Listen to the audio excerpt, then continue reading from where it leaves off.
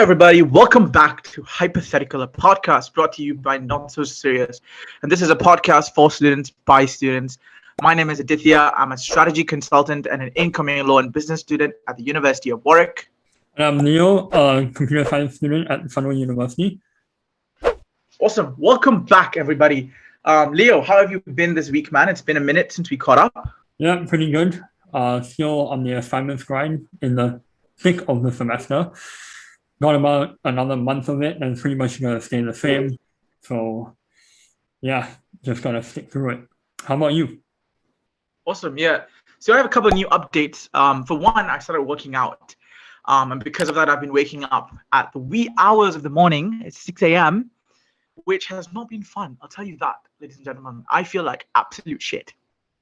But on the flip side, on a more happier note, Not So Serious has gotten his first video editor, so you can expect a lot more video content soon. I think all of our podcasts are going to go up on YouTube, and so you can watch our beautiful faces as we talk about things that students go through. On another note, if you are thinking that my audio quality has gotten a lot better, as you should, it's because I've gotten a new microphone.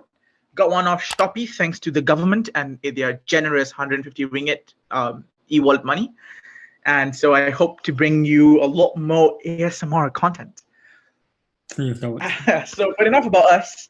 Leo, what are we talking about today? Right. So the question that we have today is, hypothetically, where do we see ourselves in 5 years? What a fantastic question. So I think this is a question that we both considered a lot and we continue to consider and come back to. And so I guess I'll just kick it off with, where do I see myself in 5 years?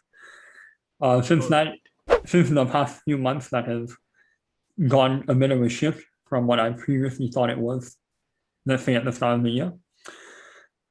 Me personally, I see myself obviously finishing university. At least I really hope I do. If I don't, that's a bit of a red flag. But assuming that nothing horrendously goes wrong, at the current rate everything's going, I do see myself most likely working. Where? I don't know. Could be Malaysia, could be abroad. And that's generally it. Of course, also within 5 years, there's certain skills that I want to pick up, such as different languages, and also perhaps a musical instrument if I ever feel inclined to. But there's a lot of these ideas floating in my head of extra skills, but I do want to be someone who does have more skills than I currently do now, and I sort of think we would both expect of each other. So yeah, that's pretty much the condensed version of the next 5 years. Interesting. Yeah, well, for me, I think that first of all, in the next 5 years, I hope I don't have to wear a mask again. So we're really, really praying that COVID isn't a thing anymore in the next 5 years. But as it turns out, I think in the next 5 years, I'd obviously been done with uni, and maybe a year or two in the workforce. And I really hope it's one of two things. I really hope, A, I'm working as a management consultant at a consulting firm, hopefully, one of the big, well-paying consulting firms. Or B, I hope to have my own shop and have my own business that is hopefully paying me the same or more than if I were to join a big firm. That's kind of where I see myself in the next 5 years. I also see myself in a more healthier routine. I think that I'm trying to build more conscious habits like journaling, meditating, reading every day, working out every day, things like that. So I hope, at this point, it's still stuff that I have to force myself to do.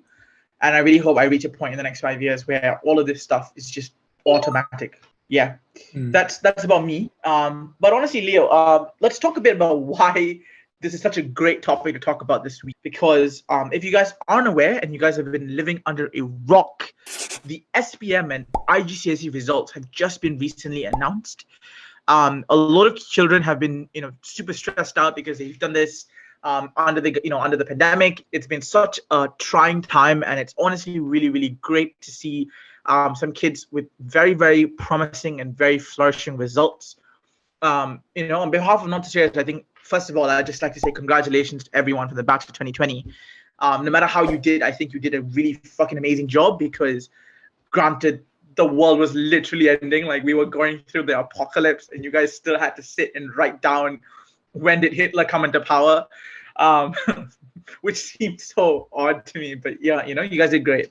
But like, I think it's important that we talk about where we see ourselves in the next 5 years, because there's a question that a lot of kids at that age, when you finish SPM or when you finish high school, you get that question, what's next?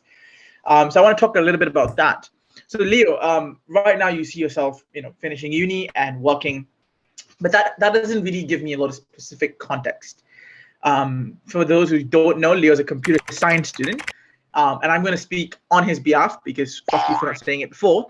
But Leo hopes to work something related in tech, because he's very, very passionate about AI and tech, especially applying it to solve real world problems, and very, very interested in that kind of space. But Leo, what did you want to do, or where did you see yourself 5 years on the day you got your IGCSE results? That was so long ago.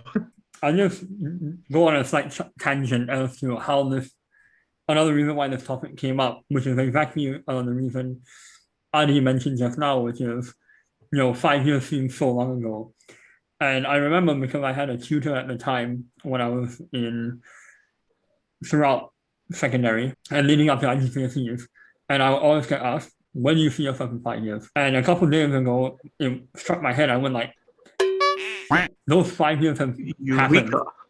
I am living those 5 years, and I didn't know it. 5 years ago, which would put it at 2016.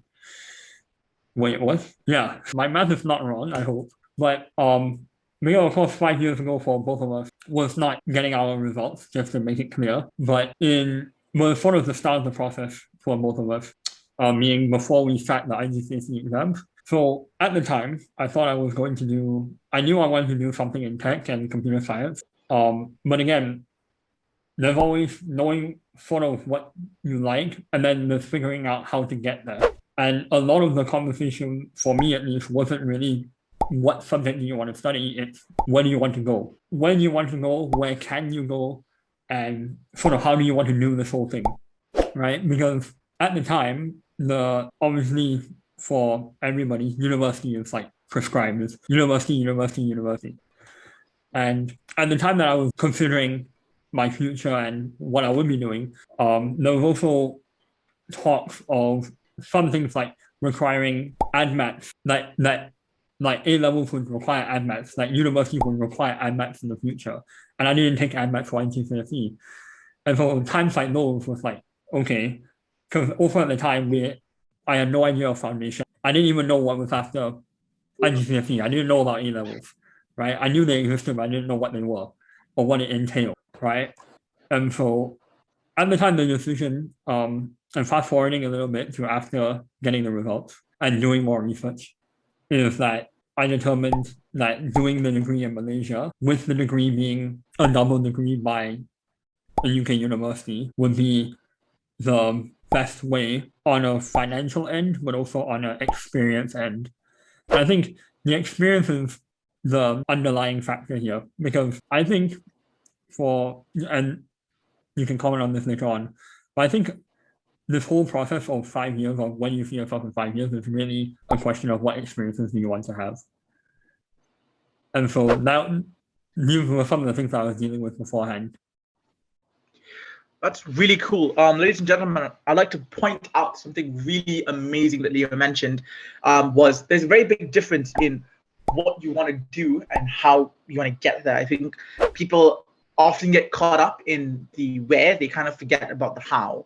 And I think that process is very life-changing for a lot of people. So let's talk about me. 2016, 2017, like I was such a different person back then. I was very annoying. I'm annoying. I just am a different kind of annoying now. But I hated school with a passion. I still loved learning, but I was doing really bad on tests. I was horrible at math. I was doing a lot of MUN and public policy work, and I wanted to be a diplomat, man. Like I had a very set goal when I was quite young for me, because I remember that I think it was 2017, 2018 when the local, like the Bar Council for Malaysia said that they would accept foundation to CLP. And so I was like, okay, I'm going to do foundation in BSc. I'm going to do my degree in BSc, like the 2 years, and then do 1 year in the UK. I'm going to come back. I'm going to work as a lawyer, and work in international law, work in the UN. I'm going to fight for people's rights. That's so What a off fantasy. from what I'm doing. And like fast forward, I had the thing. I wanted to study in a pretty decent university, a pretty good university. I've exceeded a lot of my expectations with where I wanted to study. Honestly, University of Warwick is such a great university. I'm very, very lucky to have been accepted to such a prestigious university. But it was also the case that over the past 5 years, a lot of my experiences shifted my worldview. And now I'm studying law, but I'm studying law with business. I have very, very different career aspirations. I did my A-levels, BAC instead of foundation. I'm going to study 3 years in the UK. So stuff has changed quite a bit. And so the person that, you met probably 4 or 5 years ago is very, very different to the person that you're meeting now. And I think that's a very crucial thing to talk about, is how much pressure there is to know what you want to do, especially when you finish school. Like a lot of people get asked, like, what do you want to do next? You should do this degree, do a law degree, it's safe, do this course, do that course. So I just want to talk about that a bit. Like for you, Leo, like what do you feel like students need to know when thinking about their life in their future, when they're thinking after they just finish high school or whatever? I think in the context of like just finishing high school, here's something that I wish I understood sooner, is that things, and might be a bit cliche, but things like building skills and habits and seeing the results of like, I wouldn't necessarily call it the sacrifice, but of the effort to build those skills and habits and reputation and circumstances, is that these things take time and the results are not going to show themselves immediately, right? And so although we're saying, think 5 years ahead, or think where do you think you'll be in 5 years, or where do you want to be in 5 years, and how you'll get there. There's also a sense that, especially when coming right out of high school, very unlikely, as much as we would like it to happen, it's very unlikely that somebody's going to go and start like a unicorn business and they're going to become really successful. They're going to have all this influence. Unless you're the founder of Stripe. I mean, yeah, but that's an unless. It's not a rule, it's an exception. And so with that, the 5 years coming out of high school need to be about setting up the skills so that by the time those 5 years are done, in the next 5 years, honestly, whatever time frame you choose to use, I'd say like a very, very rough gauge would be by the time you're about 30 years old, that would be the prime of your career, or the prime of that will be where all of the summation of the results of all of the skills and the little habits and processes built, that's when they show themselves, not through university and not even on the other side of university. And so I think bearing that context in mind, it is, I would say, when coming out of high school, like I mentioned earlier, it's all about what kind of experiences would you like to have. So that will end up shaping the skills, the habits, the worldview, the perspectives that will show themselves later on. And so I think it all comes down to the underlying question, where the main thing you want to ask yourself is, what experiences do you want to have? Interesting. I agree with the whole thing about how your experiences and your skills kind of build up over time. And I think that's an important reason to why you should be thinking of the future at times. Because, when you think about the future, the thing for me when I think about the future is I look at, this is who I would be if I do what I'm doing now for the rest of my whatever I'm doing. Because then I know that whatever I do is going to compound by a lot. And so if I'm doing, I'm waking up early, I'm doing exercise, I'm studying, I'm working, or doing whatever, I know that will compound in the future. But at the same time, I know if I'm doing really stupid stuff, then that's also going to compound. And so I think that's a really good yardstick.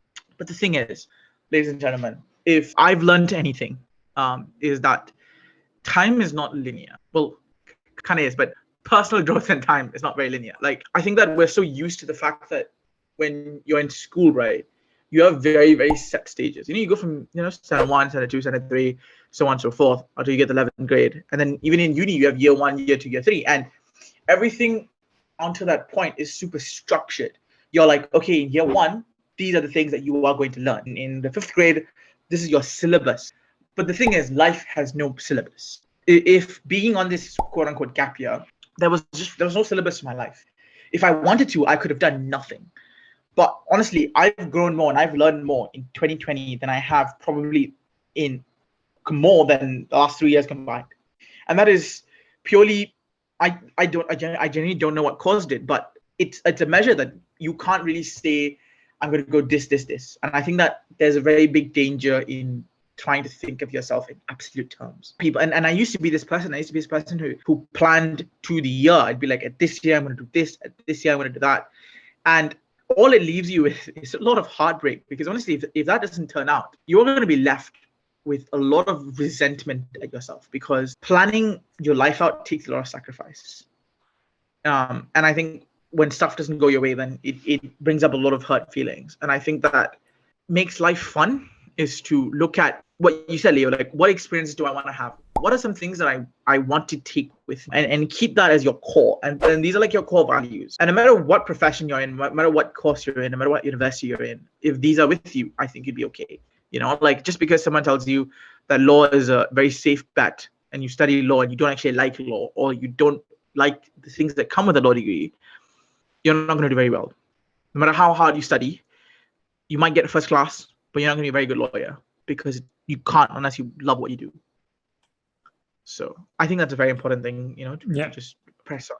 I think when you mention time, like time not being linear and how people experience time, I think how our perception of time is not all the same. It's not linear. Like time moves on the same as we measure it by minutes, hours, days, and years, months, weeks, months, and years. But how I felt about the last week, it's not how you're going to feel about the last week, right? Like, for example, I could feel like the last week was super slow, or that because I did a lot of things with focus and intensity each day, and I did a lot of new things, I might feel like that week felt really long and might have felt like a month almost. Whereas you could have felt that week just went by and you don't remember anything that you did. And that perception of time, I think, does play a lot into this, because 5 years for one person, I think, may result in a different sense of time than 5 years for another. And I think this sort of goes back to how, as you're saying, or as you're implying, that people move at their own pace. And to assume that we can cram everybody into a structured system and just say, okay, you do this. And life is not like that. But even if you tried to structure everybody, you couldn't, because people move at their own pace. Yeah, I think that's also something to consider as well. And also, what pace you want to move at. Or like, if you're my friend or anyone that I remotely know, I always talk about knowing what you want to do. And I think that knowing what you want to do in life is super important. I honestly I get very frustrated when I talk to people who don't have goals in their life. They don't know what they want to do. But it's not about knowing this is the exact job I want to do, because you're still attaching a very arbitrary metric to something. And that's what you're taught to do all your life. You're taught to think in terms of grades, think in terms of schools, think in terms of uni, think in terms of jobs. But I want to push the focus. I want to turn that narrative into thinking about what you want to do as what kind of life you want to live, and what kind of skills or what kind of priorities you want to have in life. Because life is about priority. For example, for me, I know, regardless of what I want to do, I know I like building businesses, whether that is a business of my own, whether that's doing consulting, whether that's doing business development. I like solving problems. I like building businesses. I will always want to do something that's related to that. And I know that those are some things that are priorities to me. I know, for example, financial freedom is a really big priority for me. And that means I'm willing to sacrifice a lot of the things that some people may not. Like, I would be okay staying in on a Saturday night and not going out to party, whereas someone else might want to enjoy their 20s with their friends. And that's okay. That no one can say that there's one absolutely golden egg of a path. It just depends on what you want your life to be like, and where your priorities are, Yeah, definitely. I think now we might address this this will go very fast topic if we get into this, or this will turn into a whole new episode. And I think we might want to harvest that content. But talking about what you want your life to be about, and is also relevant to something that we've talked about privately in the past is having a life goal, having a goal, setting yourself life goals and generally what you want to strive towards and the importance of that. But we'll get into that in another episode. It'll be far too long. I think just as a context, if you have just finished your IGCSE exams, if you have just finished your SPM, if you've just finished your A levels or your IB or whatever it is, right? Stop listening to other people. Stop listening to people who say do this or do that, unless that person leads with asking you, what the hell do you want?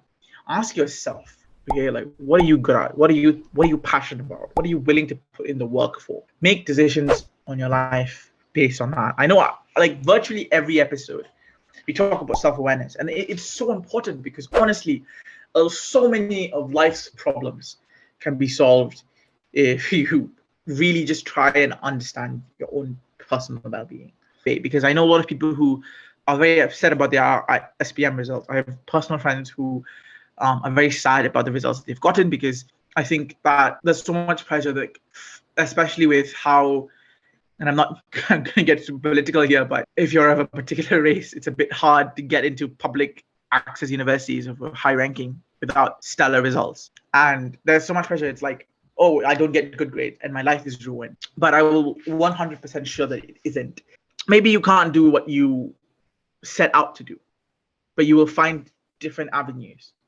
And I think that's the most important thing, is that your life will change in 5 years, especially when shit goes wrong.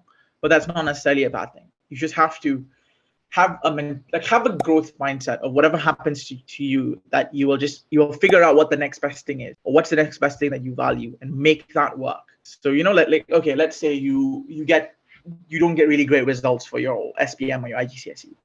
Your next best bet is to go and sit for A levels, sit for IB, whatever.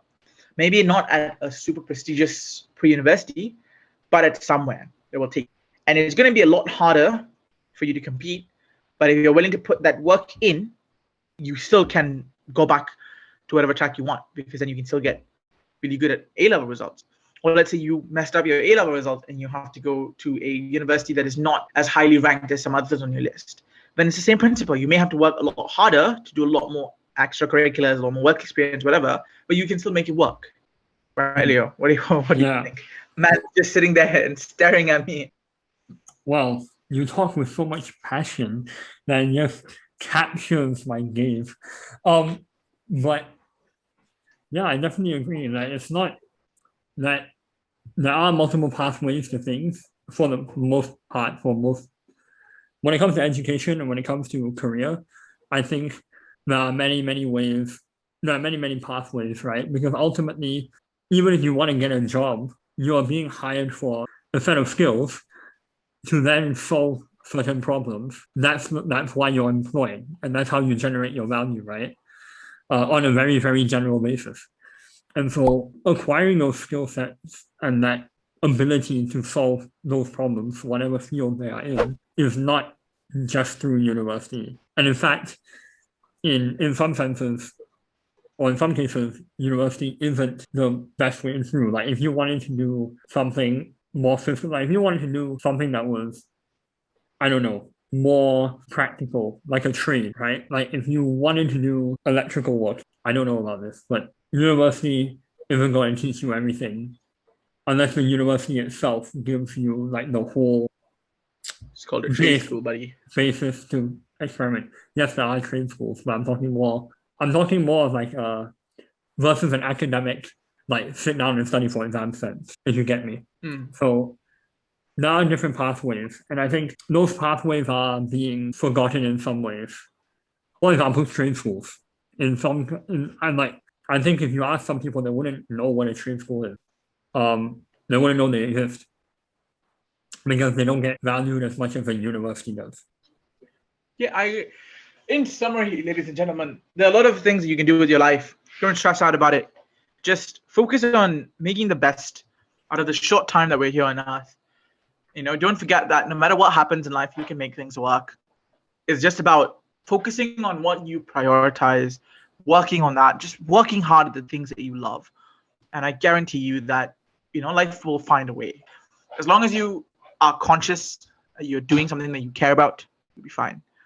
And so I want to thank everyone for listening to this episode of Hypothetical.